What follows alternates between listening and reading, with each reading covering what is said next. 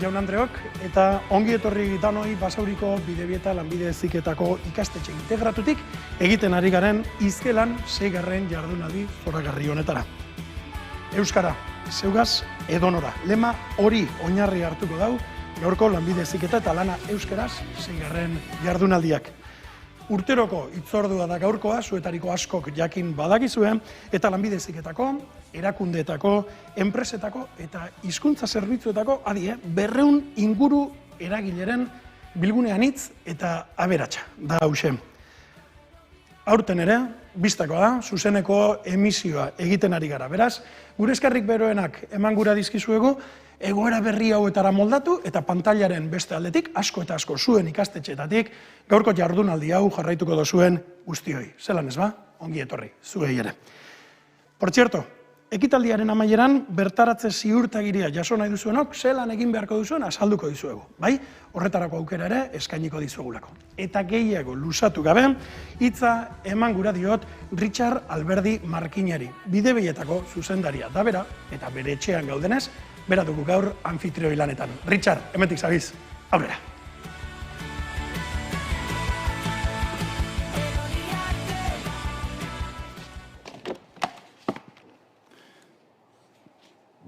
Egunon guztioi, pozik gaude, 6. Izkelan jardunaldia Bidebietako Lanbide Heziketako ikastetxean egiten ari garelako.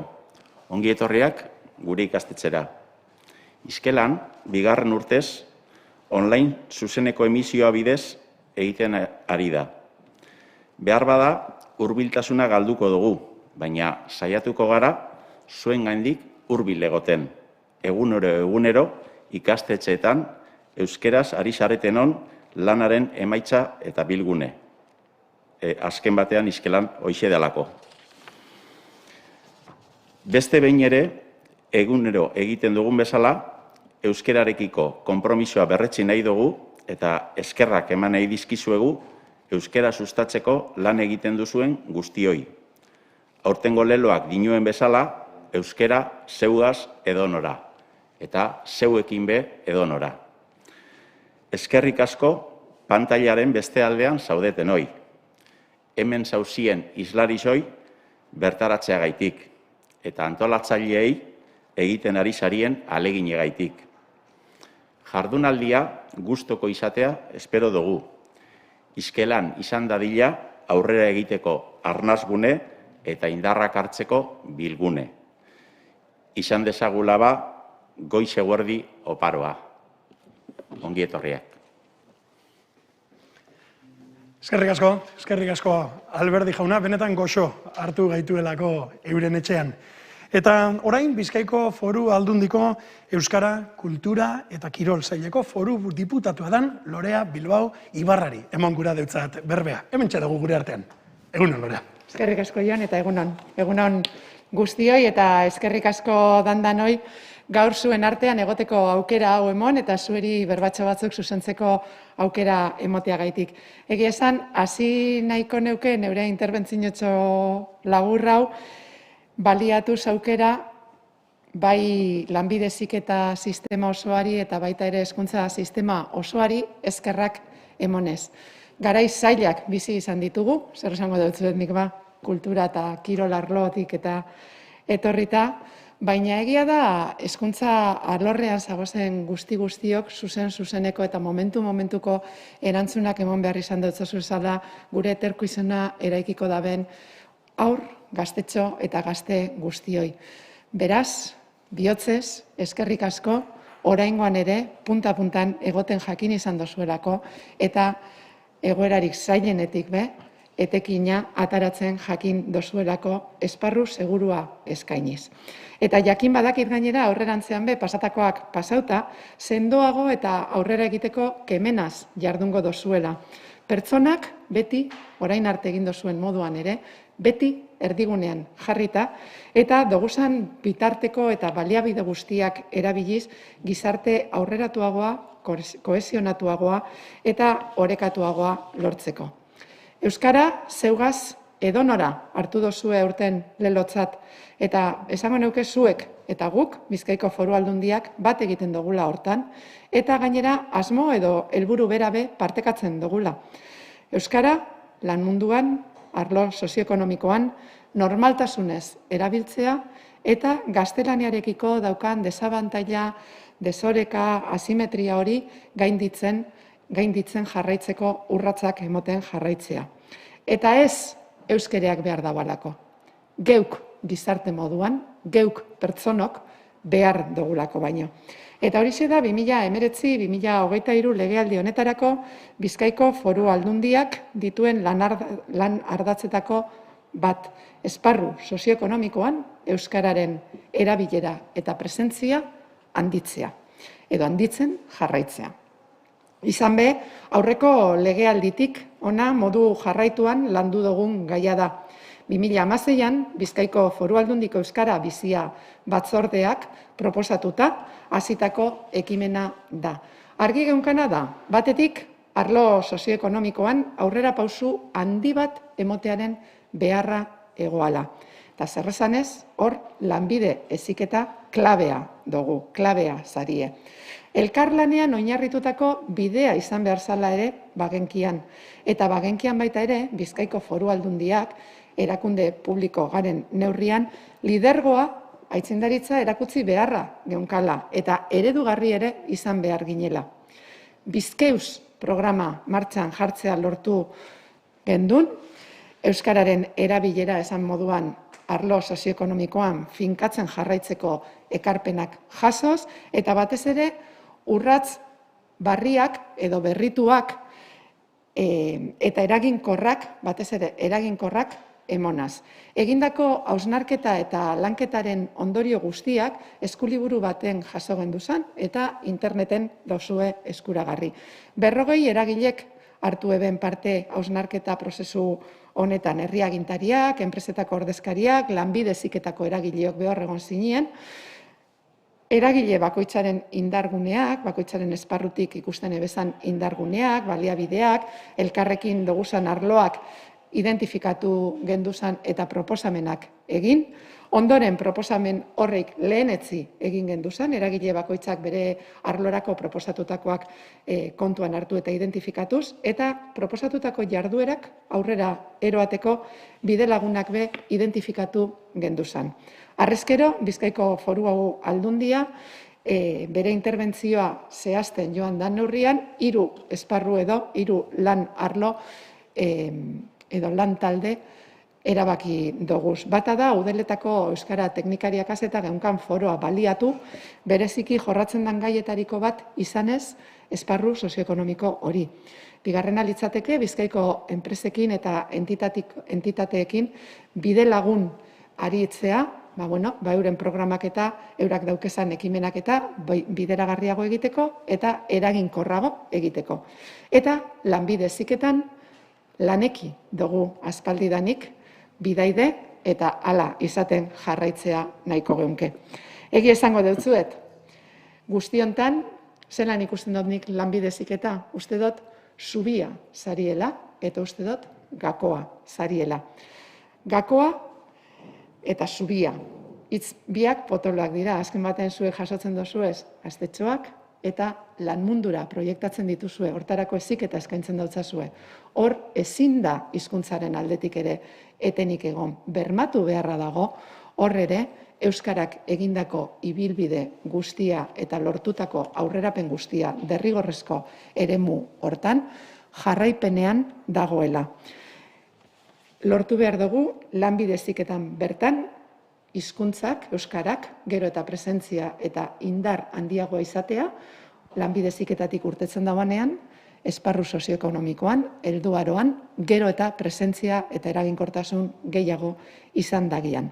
Ezin da etenik egon, horregaitik, uste dut, ezin dela etenik egon batetik ume arotik helduarora pasatzen garenean, ezin dugu utzi euskara umeen hizkuntza izaten. Helduok behar dugu gizarte hobe bat lortzeko, kohesionatuago lortzeko, bizikidatza bermatzeko, aurreratuagoak izateko. Derrigorrezko hezkuntza erotik lanbide heziketara edo unibertsitatera pasatzen denean bide bermatu beharra dugu. Eta heziketa arotik lan arora pasatzen garenean, baita ere. Sarri askotan esaten da, katea ez da eten. Katea ez da eten, eta kate hori gero eta sendoago behar dugu. Hizkuntzaren eta izaeraren katea. Ohikoa da esatea gainera, pertsona gaituak behar ditugula eta enpresa lehiakorrak behar ditugula. Ohikoa da esatea alde profesionalean eta pertsonalean gaituak izan beharra dugula. Estresari, orain inoiz baino gehiago gainera, estresari ez uste kontrolatu ezin diren eraginei aurre egiteko moduko jendea behar dugula. Baliabide zientifikoak eta baliabide teknologikoak manejatzen dakien jentea behar dugula. Bai, eta hizkuntzarena aipatzen dugu, ze toki eskaintzen dautzagu. Emoten dautzagu benetan behar dauan transversaltasuna guzti hori benetan bermatu daiten, badaukagu asmorik hor lehenetzi beharreko tokia eskaintzeko eta behar dauan arreta eta kudeaketa eskaintzeko. Ohikoa da esatea enpresak lehiakorrak izan behar direla, pertsonak kudeatzen jakin behar dabela, egitura malguak eta sendoak behar da bezala, erantzukizun soziala betetzen daben enpresak nahi ditugula. Bai, eta hizkuntz kudeaketa non izten dugu. Badugu hor ardatz guzti hori aurrera eroateko, ez aldaba hizkuntza bera lehiakortasunerako elementu bat gehiago gutxienez ere. Hasieran aipatu dutzuet, eskerrak eman dutzuedaz, virus baten kontagioaren ondorioz, kontagio masibo horren ondorioz egin dozuen lanagaitik. Badakit, kontagioak beti ez direla txarrak esaten. Lanekik urtetan egin daban kontagioa oso ona da. Euskarari tokia emon dautzolako gero eta esparru gehiagotan. Gero eta lanbide heziketan toki handiagoa egin dautzolako. Beraz, kontagio hori izan daitela masiboa, joan daitela lanbide heziketako zentro guztietara, eta izan daitela atea, zubia, atea denok irakiko duguna edo zubia danok kuruzatuko duguna, esparru sozioekonomikora lan mundura sartzen garenean ere, euskarak bere tokia izan dagian. Leloagaz amaituko dut, zuen leloa urtengoa da, euskara zeugaz edonora. Nik beste bat gehituko neuke. Euskadiko lanbide heziketa zeugokaz edonora. Eskerrik asko. Eskerrik asko, ba. Bilbo Anderea, zure eskerreneko berbekaitik, eta esaite urrun joan, gero zure behar izango duguta. Tire, eta ondoren Eusko Jaurlaritzako lanbide heziketako sailburu ordetzako plangintza eta antolaketa zuzendari dan Nikolas Sagartzazu Altzua jaunari eskatuko diot hurbiltzeko. Hemen dugu gure artean. Aurrera, Nikolas.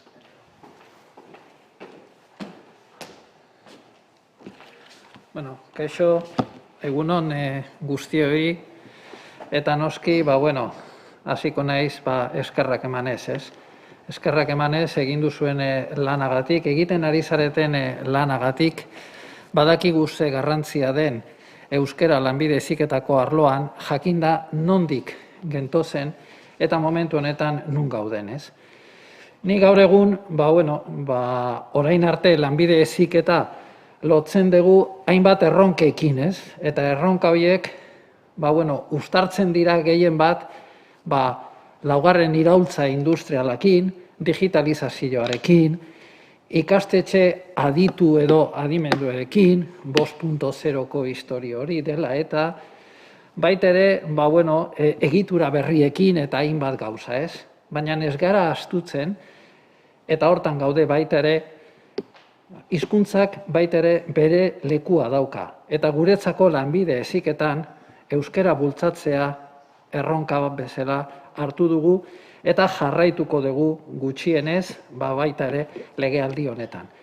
Nik orain jarriko dizuete dato batzuk nun gauden ikusteko eta zen olako eskaintza dagoen lanbide heziketan eta zen olako datuak dauzkagun gaur egun. Hementxen aipatzen dugu, momentuz jakinda zenbat ikastetxe dauzkagun lanbide heziketa eskaintzen dutenak, zikloren bat eskaintzen dituztenak, hemen sartuta daude bai ikastetxe publikoak, bai itunpeko ikastetxeak eta baitere ikastetxe pribatu guztiak. 183 ikastetxe dira. Eta aurten, eskaintzarekin, konparaketa bat egingo bagenu, iazkoarekin 7 ziklo gehiago ditugu, baina 7 horiek dira espezializazioko kursoak. Beraz, momentu honetan, 139 ziklo da eskaintzen direnak. Beraz, lehenengo kurtsoan, 1139 talde izango ditugu. Dira, 38 talde gehiago iazkoarekin konparatuz. Baina gero baitere ikusten ditugu zen olako eredutan eskaini diran eta zenbat talde eredu bakoitzean, ez? Eta hor ikusten ditugu zen olako datoak dauzkagun iazkoarekin konparatuz. Baia ereduan, B ereduan, D ereduan, eta gero badakizue baitere ziklo batzuk bikoiztu edo 2 eredutan eskaintzen direla eta baitere 3 eredutan eskaintzen direla. Eta gero, matrikularen edo aurre matrikularen arabera erabakitzen da ze eredutan definitiboki esartzen den ziklori. Gero, jartzen balin badugu, azkenean, zen olako evoluzioa izan duen Euskara lanbide heziketan, 15-16 ikasturtean, eguneko 25 ikasleen kopurua begiratuz, euskeraz matrikulatuta zeuden lanbide heziketako zikloetan. Beraz hor, sortu zen, olako hausnarketa sakon bat, esanez zerbait egin beharra geneukala, ze datu hauek adierazten ziguten nahiko presentzia eskasa zeukala euskera. Beraz, zer egin genuen, 17-18 ikasturtean martxan jarri genuen euskaratze plana lanbide heziketan. Niretzako garrantzia handia daukana euskaratzeko plana honetan da ikastetxeekin adostu egin genuela. Ze denok badakigu ikastetxe bakoitzak ze lekutan kokatuta dagoen bere ikasleen ezagunak edo oso desberdina direla, konparatuz bai Gipuzkoan, bai Bizkaian, bai Araban, Bizkaian bertan ere segun ze lekutan baitere desberdintasun handia dago, eta jarri genuen martxa lanbide heziketako plan hori. Momentu honetan, 21-22, ja ia erdia, ikasleen kopuru erdia, matrikulatuta dago euskarako eredutan. Bai D eredutan edo B eredutan. Hor ikusten duzue zen olako urratsa izan dugun. Hau orokorra, dato orokor bat da, hartuta bai itunpeko ikastetxeak, bai ikastetxe publikoak eta bar. Eta erdi maila eta goi mailako zikloak hartuz. Ze badakigu oinarrizko lanbide heziketan euskara plan hori etzela jarri momentu horretan, baina orain badaukagu erronka bat baitere hori bultzatu ahal izateko. Jarraitzen balin badugu datoak, ze askotan esaten da, eta ze gertatu da, baina eske B eredua gehiegi bultzatu da, D eredua ez da hainbesteneko kopurua hilo, egin dudana da aztertu ze gertatu dan azkeneko 4 urtetan, bai B ereduakin eta bai D ereduakin. Hor ikusten duzue, A eredua jatsi egin dela, azkeneko 4 urte hauetan, eguneko 5,6, baina B eredua azkeneko 4 urtetan, eguneko 35ko iloera izan du, eta nik uste oso garrantzia handikoa dela baita ere, D eredua askotan leporatzen digute astuta daukagula D eredua, eta hori egia ez da, eguneko 20, ia eguneko 20, hilo da azkeneko 4 urtetan. Eta nire poxa eman zian, ikusi nuenean aurten ja 10.000 ikasletik ja pasadugula D ereduan matrikulatuta daudenak. Beraz, datoak aipagarriak dira, hori da gaur egungo errealitatea, eta nik ustet, txalotzekoa da, bai ikastetxen aldetik egindako lana guztia ez da erresa izan, apustu itzela izan du da, eta berez, nire aldetik eta Eusko Jaurlaritzaren aldetik nire esker beroenak. Eta baita ere, hortan lagundu eta hor laneki ere bere papera oso garrantzia jokatu izan du materiala guztiak euskaratzen saiatu egin direlako. Beste aldetik, baita ere, momentu honetan, zenbat ziklo dauzkagun A ereduan, B ereduan eta D ereduan martxan ezarrita, ez? Jarraitzen balin badugu datoekin, hau izango litzateke irakaslegoaren aldetik, baina nik uste taula hau, baina aipagarriagoa da, orain hor ikusiko duzuena, zen olako evoluzioa izan duen ikastetxean, zenbat ordu eskaini diran euskeraz eta zenbat eskaini diran erderaz. Begiratu zazue aurtengo datoak eta ja euskararen orduak, erderazko orduak baina gehiago dira. Orain arte gertatu etzena, eta begiratu 17-18an zen olako diferentzia zegoen A ereduaren alde. Eta honek, sortu du baita ere, noski, euskarako plazak edo bigarren perfileko plazak erabat handitu direla baita ere ikastetxearen. Ez bakarrik ikasleen izan duen eragina, baita ere irakasleen izan duen eragina. Eta hemen daukazu zen olako evoluzioa izan duen, gure RPTA, gu kontutan hartzen ditugu, planifikatzen ditugun 46 ikastetxe, ikusi duzue lanbide heziketako ikastetxe gehiago dago, baina hauek dira gehien bat euskaratzeko plana horretan eragina handia izan duena, ez? Beraz hor ikusten duzuen moduan, 2017-2018 geneuzkan ia 1.500 plaza erderaz eta 1.200 euskeraz. Eta urten 1.600-1.700 dira ja euskerazko plazak eta 1.200 dira erderazko plazak. Beraz, honek ere adierazten du zen olako eragina izan duen gure lanbide heziketako euskararen plana. Nik dato gehiago ez dizuete esarriko, nik uste ja nahikoa dela, hor ikusten duzuena, baina bait gustatuko litzaidake aipatzea datu bat niretzako ere oso aipagarriena dela. Momentu honetan, kontutan edukiko bagenu ikastetxe publikoan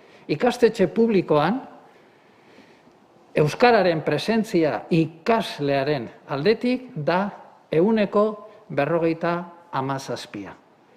Gure erronka da ea lortzen dugun legealdi honetan 60%ra iristea.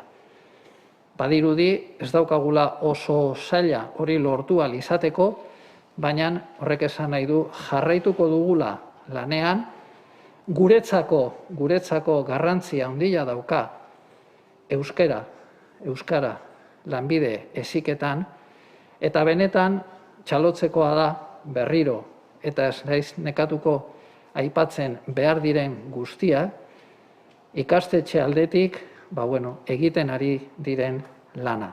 Eta baita ere, lanekitik egiten ari diren lana.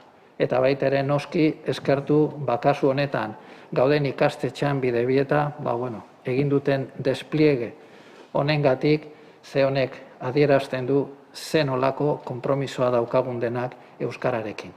Benetan, egun hona pasa, mila esker guztioi egiten ari zareten guztiagatik, eta jarraituko dugu gauza hauek eta dato berri hauek emanez, ea lortzen dugun jarritako erronka guztiak. Mila esker eta beste arte.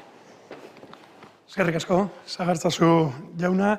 Eskerrik asko emandako datuegaitik, benetan adierazgarriak izan direlako, euskararen bidean eman dituen datu horiengaitik, eta Jaurlaritzan izenean etorri den Sagarzazuk jaunak ere, hor eskerrak eman dizkio lanekiri, eta lanekiri aurpegia jarri beharko bagenio, horixe, bere presidentearena da. Eta hemen txatuko gure artean nola ez, Ainitze Blanco Etxaleku, laneki elkartearen presidentea. Hemen txatar, aurrera.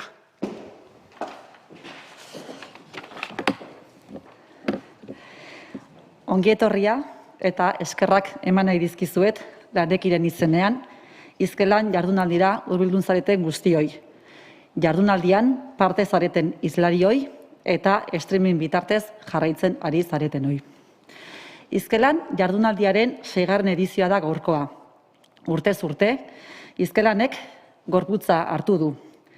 Hau, euskerazko lanbide heziketa indartsu baten seinale da. Aurten, Bidebieta lanbide heziketako ikastetxe integratuan, Basaurin, ospatzen ari gara jardunaldia.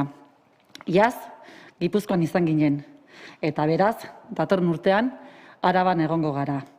Mendizabala lanbide heziketako ikastetxe integratuan hain zuzen.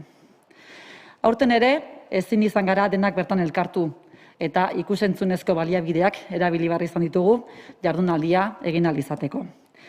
Honela, pantailaz bestalde, 140 lagun ari zarete jarraitzen. Beraz, gurekin komunikatu nahi izanez gero, jardunaldiaren txata erabili dezakezue. Lanekiren helburua lanbide heziketa euskalduntzea da, eta bide batez lan mundua euskalduntzea. Aurtengo lema hartuta, euskara, zeugaz edonora, ikastetxeen, lantokien, erakundeen eta elkarteen esperientziak adieraziko ditugu. Praktika onak eta praktika eredugarriak azaldu eta zabaldu nahi dira. Lanekik bere helburua eta lana aurrera eramateko talde handi batekin kontatzen dugu. Alde batetik elkartekideak ditugu. Ikaslan Bizkaia, Ikaslan Gipuzkoa, Ikaslan Araba eta Etel. Guztira, lanbide heziketako 91 ikastetxe. Guztiak lanbide heziketako sailburuordetzaren babespean gaudelarik. Bestalde, laguntzaile asko ditugu.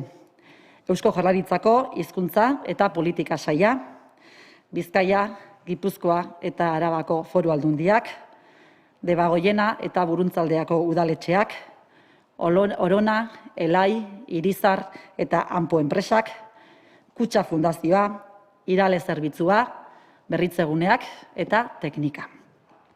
Eta azkenik kolaboratzaileak, ikastetxetako hizkuntza normalkuntzako teknikariak, eta nola ez, egunero klaseak euskaraz ematen dituzuten 6.000 irakasle inguru. Beraz, babes eta laguntza guzti honekin, 2021-2022 ikasturterako egitasmo ugari ditugu. Euskarazko ikasmaterialak sortu. Euskarazko material digitalak sortu.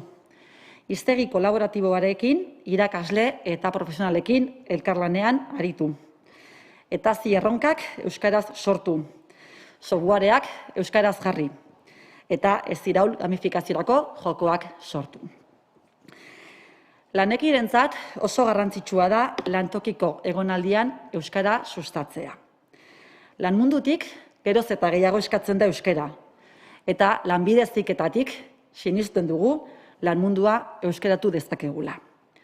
Horrela, lanbide heziketa duala euskaraz marka eta webgunea sortu dira besteak beste.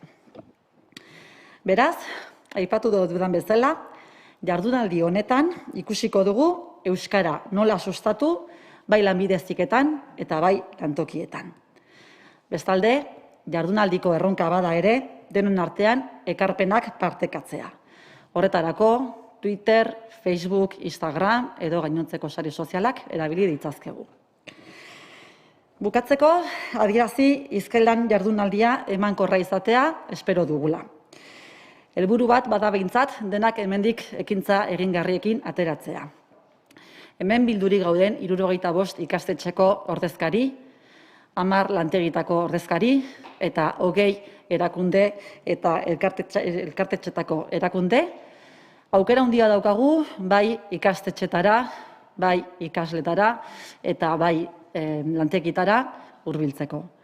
Beraz, aprobetxatu dezagun aukera hau guztien artean euskara indartzeko. Animo eta goazen euskara zeugaz edonora. Eskerrik asko. Eskerrik asko, Ainitze, eskerrik asko, 6. urtez, Hizkelan jardunaldi hau antolatzeagatik, dudabarik. Tira, eta behin aurkezpenak eginda, mamira joko dugu zuen baimenagaz. Egia da, lanbide heziketako ikastetxeetan euskaraz ari garela eta eredugarriak diren kasuak 11 ditugula. Denak dudagabe ezin gaur ona. Gure aurrera ekarri eta 2 aukeratu ditugu. Lehenengo bideo bat ikusiko dugu eta gero mainguru gozagarri bat disfrutatuko dugu hemen Basauriko Bidebieta ikastetxean. Baina esandakoa, lehenengoa ekainean grabatu genuen bideo bat izan da, Txorierri Politeknikotik egin digute eta ni ekara zu zergaitik ez egitasmoa azalduko zaigu. Ez dizuet gehiago luzatuko eta goazen bideoa ikustera, goazen Txorierrira.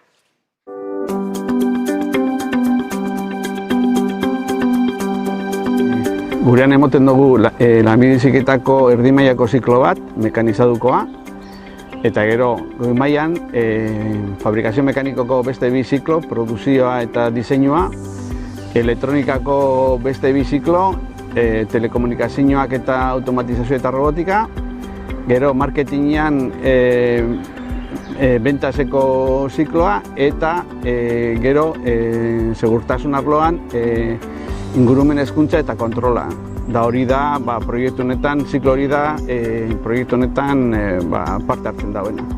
Proiektuaren izena da, ni ekara zu zergatik ez, ekaren izena da, zikloa da erderaz, educación y control ambiental. Proiektu honetan hartzen dabe parte ingurumen hezkuntza eta kontroleko ikasliek. Eta da ziklo berezi bat, oso eskaintza txikia da estatu noan zehar, eta guk deko guz hemen, estatu osoko ikasliek amengoetatik aparte, adibidez Albacetekoak, Kantabriakoak eta baita atzerrikoak ere, adibidez Mariela gero agertuko dana da Boliviarra, naiz eta hemen bizi. Da gero hori sustatu behar dugu edo hemengo ikasleekin euskalduna direzenekin. Horrek emoten dozku edo egiten dozku zailtasun apurbet euskararen trataeran eta bakotzaren hizkuntza eskubideen baloreak aurrera eramaten, ez? Hemengoak euskalduna dire gehien bat, eta besteak ez dakite ezer, eta orduen hor daukagu zailtasun bat, naiz eta gero hori proiektuan saiatzen gara hori konpontzen. Urte osoan zehar taldeka lan egin dugu proiektuen bidez, eta ni adibidez nire taldean 3 pertsona gaude, 3 euskaldunak eta euskaraz hitz egitea gustuko dugu.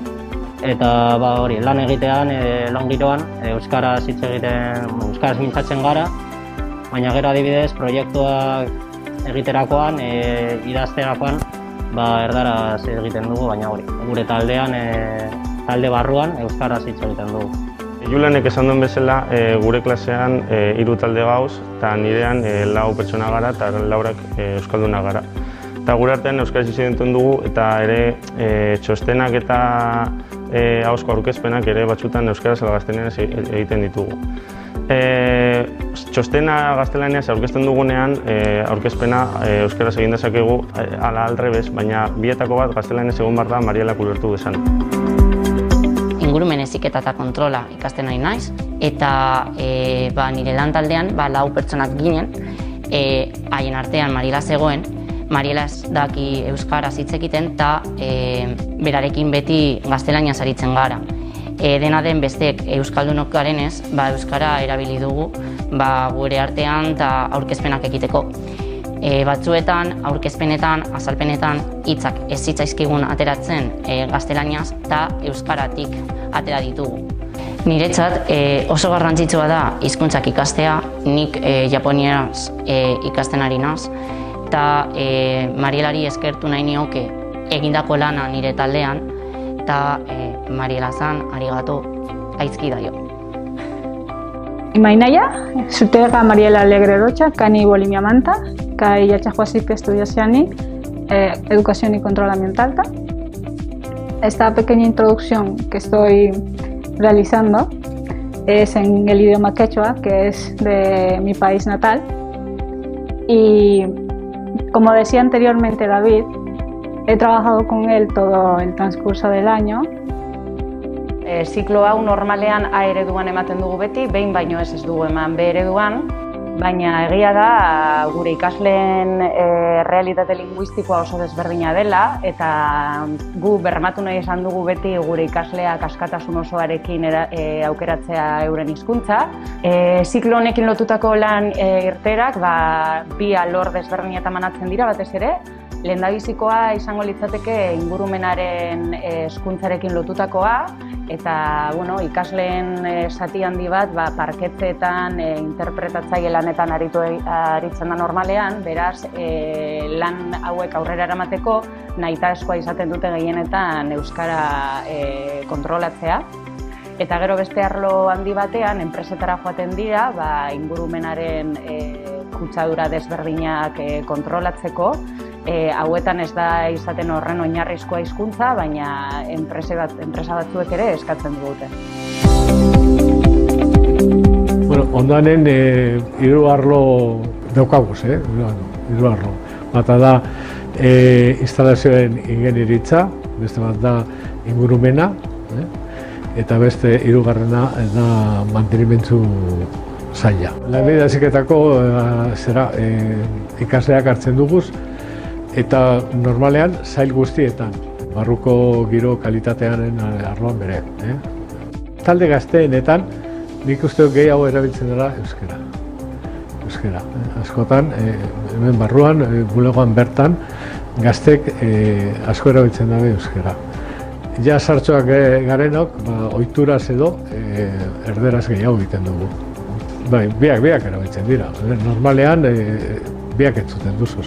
Normalean, lana azten da, euskaraz egiten da, taldean euskaraz egiten aldugu egin lana, eta normalean askotan egiten dugu lana euskaraz, talde barruan.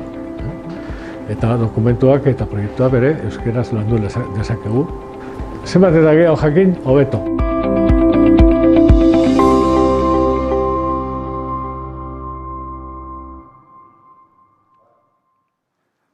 Hortxe Txori Herri ikastegiren bideoa, hortxe ikusi ditugu hainbat ikasle, Josu Horbere zuzendariare hortik ikusi dugu, hizkuntzen kudeaketa aurreratua egiten dute, eta horixe da bideotxo eder honetan laburtu gura izan dizueguna, ezta? Hasieran esan dizuet, bideoari paso eman aurretik, esperientzia bi ekarriko genituela gaur hona. Bata bideo bidez, eta beste bat mahai inguru zoragarri baten bidez. Eta horretarako, Erandioko lanbide heziketako tartanga ikastetxera joko dugu, eta gure hartan dugun, Maria Fernandez, bertako ikusentzunezko irakaslea. Zarazu, Maria? Eta kontatu diguten agaitik, eta hau da nik kuriosia daukadana, zuek ikasle horiekin harremana mantentzen duzuela oraindik. Behin ikastetxetik irten da ere, jarraitzen duzuela. Zelan egiten duzuela? WhatsApp talde bat eta listo edo telegrameko agian? Hori hasieran hasi zen gauza espontaneo bat bezala. Gabonetan batez ere etortzen ziren ikasle horiak etzera, eta orduan inoiz etortzen ziren bizitan, eta bizitan etortzen zirenean sartzen genituen gure egungo gelatan, beraien lan esperientzia kontatzera, eta ikusi genuen ikasleentzat interesgarria zela eta referente bezala hartzen zituztela, eta orduan saiatu izan ginen modu antolatu batean egiten, eta orduan jarri genion eskulin bak edo eskolara etortzea berriro, edo etortzaitez eskolara berriro, ez dakizelan itzuli, eta orduan etortzen direnean bueltan basartzen ditugu, eta batzutan tailerra antolatzen dute gure ikaslekin batera, eta beste batzutan beraien lan esperientzia kontatzea datoz besterik ez. Eta oso interesgarri iruditzen zaigu, eta ikaslei gustatzen zaie. Bai, ikaslei, egungo ikaslei, zein ikasle horiei, ez da? Esperientzia topaketa polita, ez da? Bai, eta erreferentetzat hartu aldituzte, beraien adinekoak direlako, eta gutxi gora bera mundua oso txikia da, eta orduan edozein momentutan elkarrekin egon daitezke, hauek esperientzia kontatuko dute, badakitelako lan dela ez. Bueno, Maria, zuk esan duzu, beste bikiderekin etorri zara, harreman handia duzun beste bi ikasle hoiekin, hauek ere hoiak direlako, eta gueneko ezabetelako tartangan, Iker Aranaz eta Iratxe Etxehandia kontatu, bikote, zelan da hori, zuek ere izan zarete tartangan behin ikastegia itxita, ara joan zarete zuen esperientzia kontatzera? Bueno, esan baino lehen, claro, ezagutu beharko ditugu, Maria, zuk ezagutzen dituzulako, baina Iker eta Iratxe, imaginatu hemen, eta egia da, jakin badakigu, pantailaren beste aldean, ehunka batzuk persona badaudela ikusten, eta euretariko batzuk ikasleak izango dira, ezta? Aurkeztu zuen burua gure ikasleen aurrean, nortzuk zarete eta zertan ari zarete? Bueno, gaur egun, Iker naz, eta gaur soinu ikasi noan tartangan, ikusi soinu bat, eta gero telekomunikazioa bai indudaz bai euskeraz, hemen beste ikastetxe baten, Andramarin, baina gaur egun, tamalez soinu mundutik alden duten abil, ze gauzak ez dauz errez eta hori dena, baina, bueno, korreo zen nahi lanean, paketak entregatzen, baina, bueno, beste erabata, baina, aurrera, intentzioa da, bueltatzea, soinuaren inguruan nik jarretxeotik ikasten, nire konture, eta idea da bueltatzea. Ze importantea da, ezta? Behintzat, horretan ari esarenean behintzat, zure kabuz bada ere, jarraitzea, ezta? Beratu behar da, azkenean. Duda gabe. Ez da garaiona, soinu teknikarientzat eta argi teknikarientzat. Nire kasuen, irrati kasuen ez. Irratian? Irratien, ni bai nik erabilin naz irratien munduen, eta ez da lain fin. Eta Iratxe, zure kasuan? Nire kasuen soinua ikesi neuen, tartangan, eta gero bertako irakasle batek aholkatute, joan nintzen Asturiasera, irudi eta argiztapena ikesten.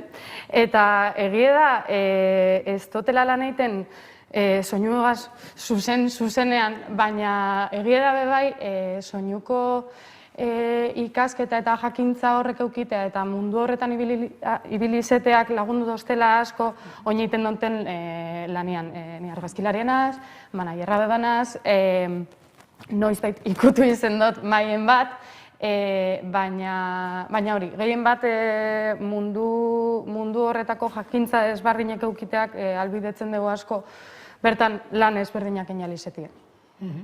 Eta hor, aipatzen duzu zen lan horietan Iratxe, hor, talde lana fundamentala da, ezta? Dinosu, bai, argazkilari ere basabiz, kontzertu eta talde handiekin ere ari zara lanean, baina, klaro, talde lana ze importantea da, ezta? Individualtasuna bai da oso garrantzitsu, baina individualtasun horretan zuk talde baten emon aldozun edo talde baten gandik jaso aldozun identifiketa aukiteak bebai da oso garrantzitsue. Eta horrengo dutzet referentzia bebai euskerari. Ze nik asko igerri zen dut lan talde baten hizkuntza printzipala euskera izateak zelan emoten dutzen beste rollo bat lan horreri, zelan nire kasuen adibidez, ama hizkuntza izen da, zelan naturaltasun gehiagaz urtetan diren geusek, eta zelan, ez dakite, familiarraua edo etxeko haua bihurtzen dan, eta talde lanean garrantzitsuena da nauztetala komunikazioa, eta hori, hasieran esan dutena, bakoitzak emon aldeuena argi identifiketa aukitea, eta basikamente hori, bai. Zuek ikasketak euskaraz egin zen duzun, ez da, Iker? Bai, nik euskaraz egin du beti, beraz galdu itenaz, itxi euskari. Baina gero, askotan, ez dakit zuen kasua zein dan, baina askotan gertatzen da, ez da, bai, lanbide heziketa euskaraz egin, eta gero lan mundura zer? Lan mundua badago euskaraz egiterik, niri, askok hori galdetzen dauztie. Eta bai, ez da. Azken finean, zeuk jartzea oso hizkuntza. Ez da, heldu zaitezke, egon daiteke ambiente erdaldun bet edo beste hizkuntza baten, ingles bat, baina igual beik badakizu euskeraz, eta azten basari euskeraz egiten, igual beste non horranimetan da, esatez, nik asko ez dut ulertzen, baina, saiatuko nazia, eta azkenean egiten duzu talde bat. Azkenean, komunikazio, iratzek zan duena, komunikazio, urbilagoaz, nire kasuen urbilago sentitzen hasi igual euskeraz nabilenien lanean eta gaur egun, naiz eta soinu munduan ez, baina korrego zen nik lehengo hitza beti eta euskeraz. Euskeraz erantzuten bazte, euskeraz jarraitzeot. Zer niretzat erosoago sentitzen da, da jendea egunean ez dutena ikusten, da kaleko jendea da dinezu, babitu lehengo hitza euskeraz zein da, ulertzezte, jarraitzen dut. Gertatu ja kontrako kasue, bai, ez daki ezer da, saiatu da, bai, edo beste, no me hables en euskera, háblame en castellano, parkatu da, jarraitu. Eta hor, ez dakite komentatu egun, Maria, imaginatzen jarraitzen duzuela espotastea egiten, eta zuek bizi izan zenuten espotastea, eta bai, eta zelako garrantzia eukan zuentzat, edo, zelako esperientzia zen hori? Momentu horretan gitxi. Zan, guretzako zan gehiago dinamika barrio baten sartzia ez, beste kurtso batzutako jentia egotia, ikustea, eske azkenian, hori, indot berba individualtasunaz, eta oso garrantzitsua da, zu adibidez egongo bazara estudio baten, zu bakarrik ez dakizer, baina egongo badozu adibidez pelikula bat. Egongo dire, arlo desbardinetako pertsonak eta pertsona guzti horrekaz euki behar dozu hartu emona, eta funtzionau behar dozu ondo. Orduan espotaztea da, horren iruditxo bat moduen, ez? Aurrekari bat moduen esateko, behitu hau da, topeko dozune kanpoan. Eta nik uste dutela oso garrantzitsua. Igual da, igual lehenko kontaktu edekosune beste, en generalin zuk aurkituko dozune, duen, eltzesara da inozu, hemen jarriko ez die, lau pertsona, ez dutena esaten inorbez, dain behar dugu, aste baten, igual beste leku baten, denpora gehiago zein behar deurien lan berdina da inozu, organizate. Da, sorantuite zara, lehenko gune da, azten dire ideiak botetan, ez da izer da, niozu, a ber. Azte bete deko gule, ez deko gule, amene hile betea goiteko da. Da, bueno, baina azkenin gauze politxek urteten da, da bakotxak bere ideateko, ez da dinozu, bitu, horingo baneke, edo bestie. Zea berazgarria da, askotan, jende diferentearekin lan egitea, bai, ez da? Bakotxan apurregaz egiten da osotasun bat, bai. Denetatik dago zerrikasi, eta hori zora barria da. Maria, ez dakit, bai horrelako ikasle horiekin, pena joan izana, ez da, tartangatik. Bueno, beti etortzen dira beste berri batzuk hauek bezain onak direnak, ez? Hori bakite beraiek. Bueno, zuek segi, Iratxe eta Iker, segi jator eta segi gogor, eta, bagizu, tartanga ikastetxeko bateak beti zabalik dituzuela. Gabonetan bakarrik, ez? Ez, badakite beste momentutan etorri aldirela. Guretzako hori bat da, marrupen ostian guta soroitzia eta honelako ekimen batera gonbidatzia, benetan eskertzeko. 10 urte pasa dira ikastetxe tartangan izatzen. Bai. Ostras! Gazte zadete. Bueno, ekipo, eskerrik asko, gure artera etortzea gaitik. Benetan, plazerra izan da zuek ezagutzea. Eskerrik asko, aukera hau emategatik. Eta zuei etortzaitik, eta hemen hor pantailen beste aldean dauden ehunka pertsonei kontatzaitik. Bueno, txalorik ez dago, publikorik ez dugulako, baina eskerrik asko benetan, hiruroi, eta ikusiko du beste inoiz, bidean. Ondo segi. Eskerrik asko. Agur. Bueno, hortxe iban zaizkigu, Maria, Iratxe eta Iker. Tira, bi esperientzia horiek pantailara ekarri dizkizuegu, baina egia da ditugun esperientzia zoragarriak 11 direla eta praktika honak ere beste horren beste. Lanbide heziketa erakargarri bat eta garai berrietara etengabe egokitzen ari dena daukagu. Berrikuntza eta euskara horretan dudarik ez dago eskutik doaz. Buru belarri dabiltzan hainbat eta hainbat irakaslei esker. Eta horietariko bat ezagutu gura dugu gaur hemen. Ondorengo gonbidatuek baliabide digital interesgarri batzuk aurkituko dituzte eta bereien esperientziatik kontatuko digute, hori dalako importanteana. Euren ahotik kontatzea zelako esperientzia bizi duten.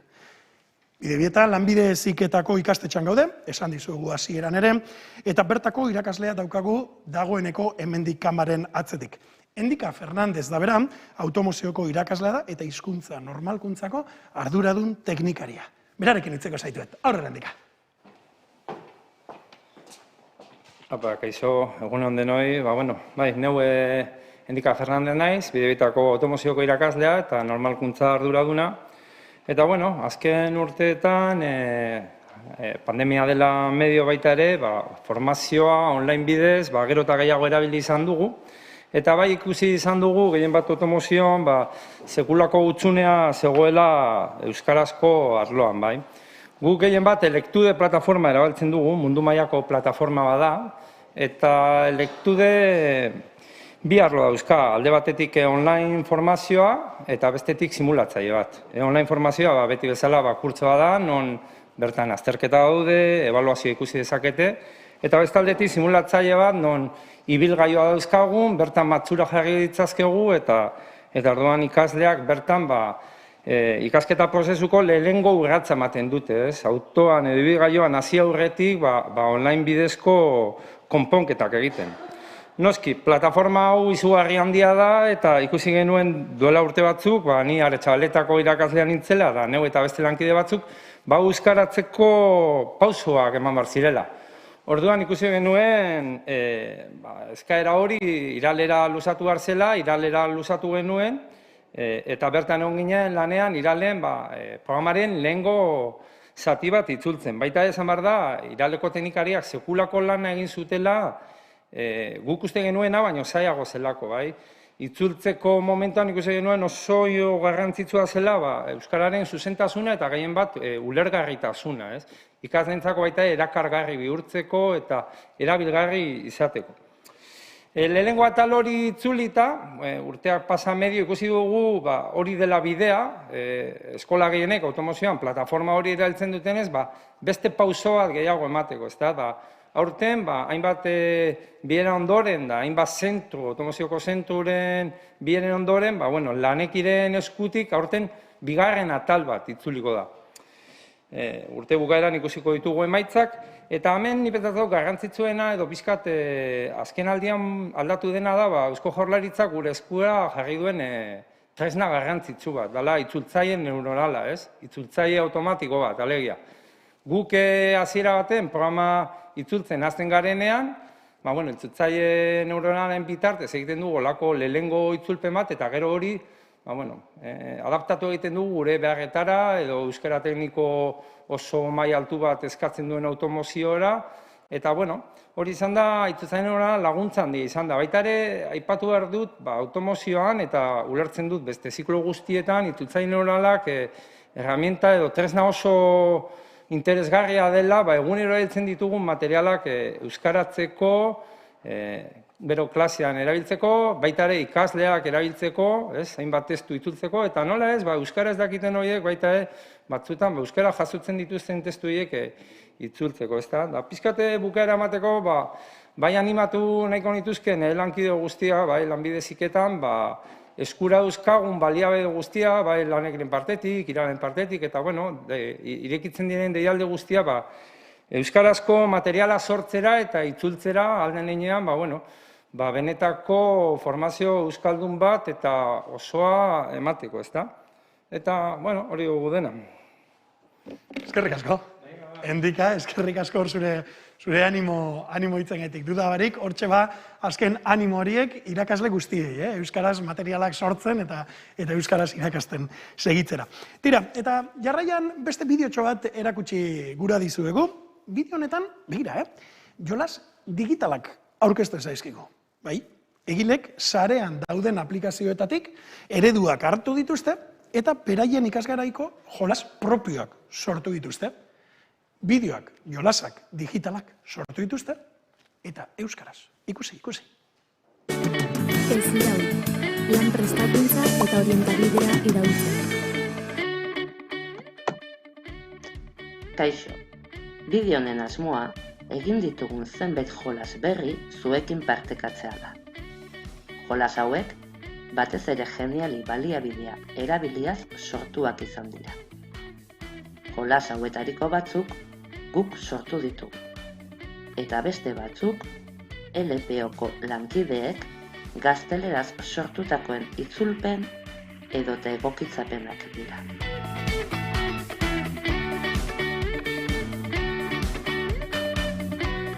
Baina, non aurki ditzakegu jolas hauek? Ez iraul orrialdean, baliabideen atalean, jardueretan sartuko gara. Hemen, atal bakoitzean, lehendik ere badira baliabide ugari. Atal hauen bukaeran, aurkituko dituzue jolas berriak. Ia guztietan, klikatu eta zuzenean jolasteko aukera izango duzu. Lan zuzenbidearen kasuan, banaka egiteko gurutze-grama bat dago. Ikus dezakezuen bezala, oso sinplea da eta kontzeptuen errepasorako erabili den. Bestalde, Patxi Tailerrak izeneko jolasa aurkituko du. Jolas hau lan harremanen ingurukoa da. Taldeka edo bakarka jolas daiteke eta gaia lantzeko edo errepasorako erabil. Ikasleei 10 kasu aurkezten zaizkie eta Patxirekin duten lan harremana zehaztu beharko dute. Bukaeran, jolas bat egin beharko dute aurreko harremanen inguruan.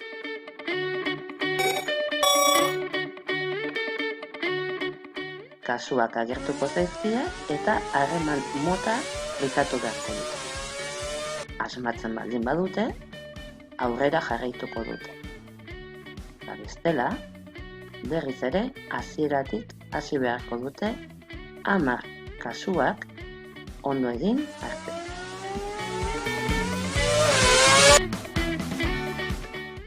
Lan kontratuen atalean, beste gurutze grama bat aurkituko duzu. Aurrekoaren antzekoa da, kasu honetan kontratuen funtsezko atalei buruzkoa. Zer kontratu egingo diot, kontratu motei buruzko jolasa ere aurkituko duzu. Jolas honetan, aurkeztuko zaien kasu baten aurrean, kontraturik egokiena zen litzatekeen aukeratzea izango da helburu. Erantzunan, ondoan, kontratu mota horri buruzko informazioa ere izango dute. Asmatu ezkero, aurrera jarraituko dute, eta beste kasu bat aurkeztuko zaie. Kasu honetan ere, kontratu mota aukeratu beharko dutela.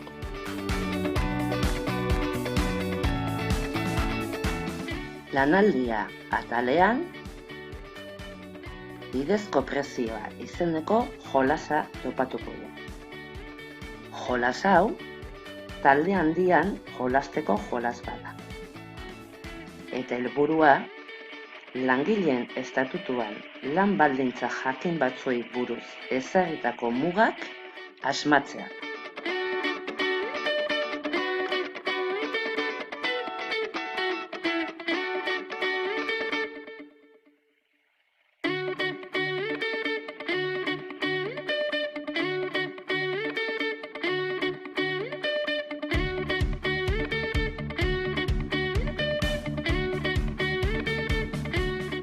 Ordainagiria atalean, nominaren osagaiak txiki bat da. Banaka jolasteko da, eta minutu bat izango dute nominaren atalak zuzen jarriko. Denan, berriro hasi beharko. Atala aukeratzen da, eta be izen duen esan beharko du. Bean klikatuta, ongi dagoen edo ez, estaten dugu jolas. Aurkituko dugun beste jolas bat, Nominapoli jokoa da. Kasu honetan, PDF-an dago, mai jolas bat da, eta deskargatu eta erabiliko genuke moztuaz, dauden fitxak, galderak, bertan azaltzen da nola jolasten den, zein diren arauak eta abar. Joko hau, joko taula fisikoarekin edo online joko tablarekin jolastu daite. Kasu honetan, dadoa izango genuke, hemen, eta baita jokalarien fitxak ere. Hala ere, kasu honetan ere galderak deskargatu eta moztuta erabili beharko genituzke. Baina beste guztia online da.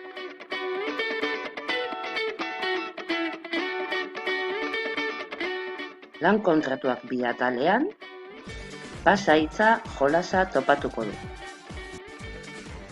Jolas hau, banaka, taldeka edo handian egin ditu.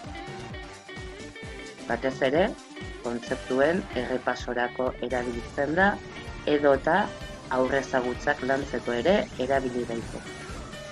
Hemen, definizioa aurkituko dugu eta hitz egokia jartzen baldin badugu, ongi dagoela esango digu eta aurrera jarrituko dugu.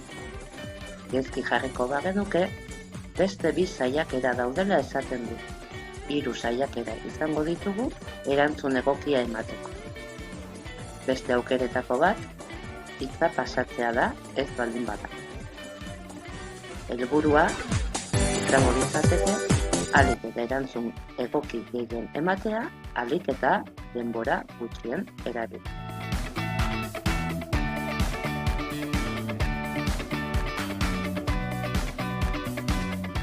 Eta azkenik, prebentzioa atalean, lehen laguntzak IES jolasa topatuko du. Jolas honetan, kasu bat, egoera bat aurkezten zaie ikasleei, eta galderak erantzunaz, ariketak eginez, pistak lortu beharko dituzte.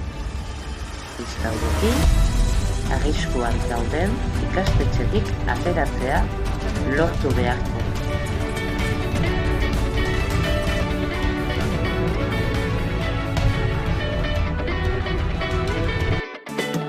Ez irauli, lan prestakuntza eta orientabidea iraultzen.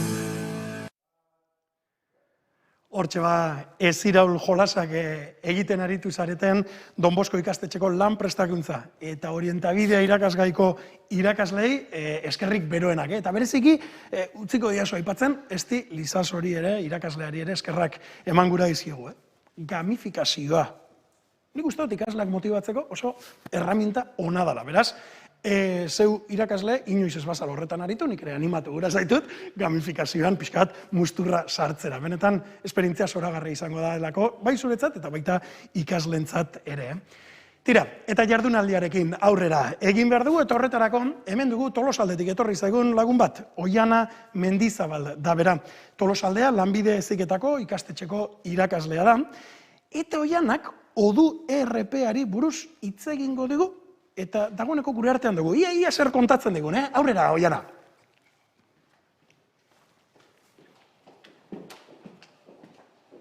Kaixo, egunon, danoi.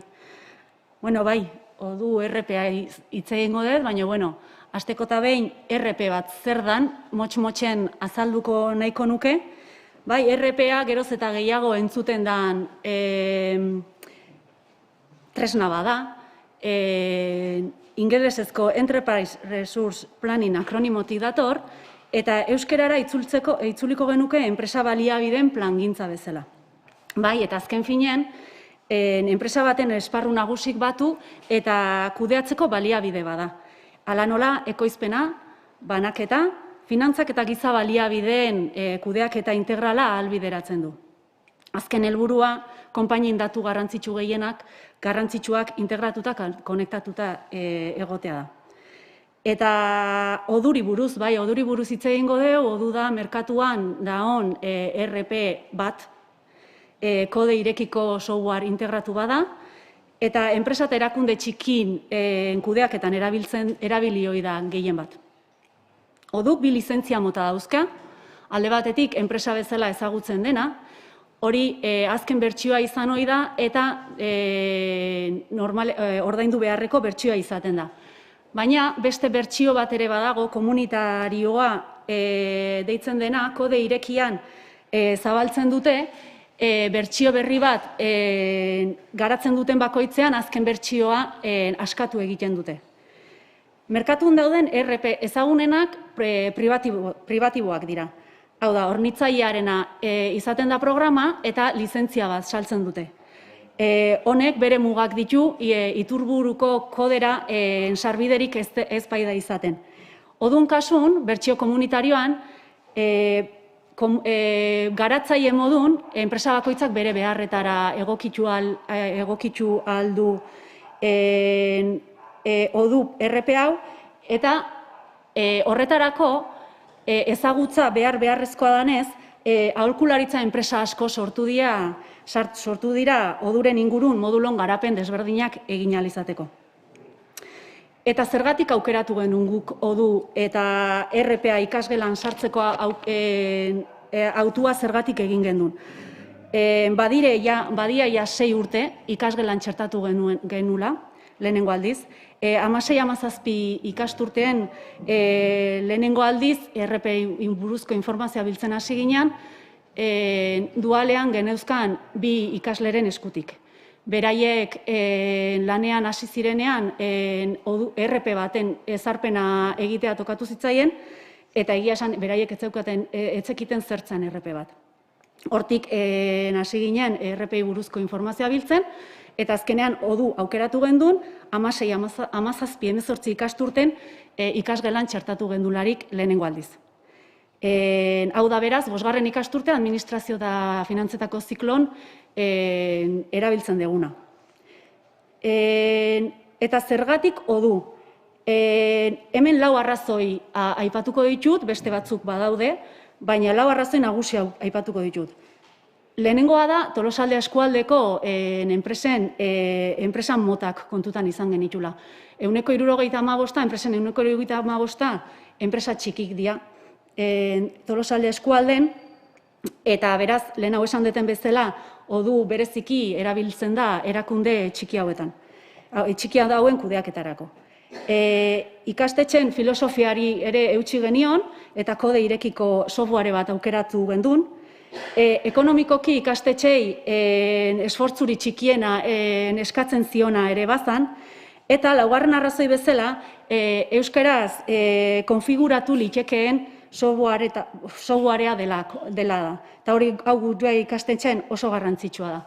Gure ikastetxen ziklo guztiak D ereduan eskaintzen ditugulako. Ondoren lan munduan euskararen erabilera bermatzeko bide garrantzitsua dela iruditu zitzaigun baliabide digitalak ere euskaraz eskaini ahal izatea. Eta esan dut, 5-6 urte diela hasi ginela RPA edo du ikasgelan txertatzen, eta prozesu hau desberdina izan da urtez urte. Hasiera baten, bai ikasleak eta bai irakasleok formatu gintuen enpresa bat kontratatu behar izan gendun, kanpo enpresa bat. Ondorengo urteetan, ikasleak guk formatu ditugu, irakasleok, baina kanpoko enpresa honek oduren odu instalatu eta kudeatzen lagundu behar izan digu. Eta aurten, lehenengo aldiz, ausartu gea ikastetxeko zerbitzarian instalatu eta gu kudeatzeko asmoa dugu. Gure beharretara doituta jarrita daukagu, eta oantxe, 2. mailako ikasleak hasiko dira bere erabiltzen. Kanpoko laguntzari gabe, lehenengo aldiz kudeatuko du. 2. mailan, esan deten bezala, 2. mailako ikasleak oantxe hasiko dira, beraiek sortu dute, enpresa simulazioan sortu duten enpresaren eguneroko kudeaketarako ezarriko dute odu, eta eguneroko kudeaketan erabiliko dute. Eta lehenengo mailan, 3. ebaluazioan, sortuta daun enpresa baten jarraipena egiten dute eguneroko kudeaketan, eta hor lortzen duguna da oduren formazioa ematea. Bestalde, prozesu hontan ikastetxean ere ikusi genuen zenbait esparrutan erabili genezakeen tresna digital bat zala, eta iazko ikasturtean ekonomia arlon erosketa prozesua odu erabiliz kudeatzeko ezarri gendun. Ikasturten bukaerarako martxan jarria genuen, eta dagoeneko ikastetxen kudeaketa ekonomikorako arauak eskatzen dizkigun bete beharrak osotasunak eta hobekuntza beharrei aurre egin beharko diegu. Eta aurrerantzen, bide desberdinak irekita dauzkeu ikastetxen aldetik alde batetik, ikastetxen mantenuaren kudeaketarako modulua ezarri nahi da urten, gure beharretara doituta daukagu dagoeneko, eta ezarri eta egunerokoan txertatzea gelditzen zaigu. Eta ikastetxeko inventarioaren kudeaketarako ere nola erabili genezak. Irakaskuntzari lotuta... Eskerrik asko Oiana Mendizabali, baina ari zareten irakasle guztiei, bado Oiana, eta eskerrak ematea ezinbestekoa. Konturatu zarete. Odu ERPA, ondo azaldu digu kontzeptua Oianak Tolosaldetik, eta orain beste kontzeptu bat ezagutuko dugu. Kasu honetan, goizeko 2. mainguruari ekingo diogu, baina horren aurretik 4 lagun jarraitu zenutenok agian ezagutuko duzue Natalia eta Legia. Goazen lehenengo testuinguruan jartzera. Ikastetxetan, etekin handiko zikloak ditugula, jakin badakizuelako, eta erronketan oinarritutako ikaskuntza kolaboratiboa dala guzti horietan ardatz. Etasi ereduaren ezaugarrietaz hitz egingo dugu beraz, nork eta teknikako aditua den Natalia Gaston gonbidatuak.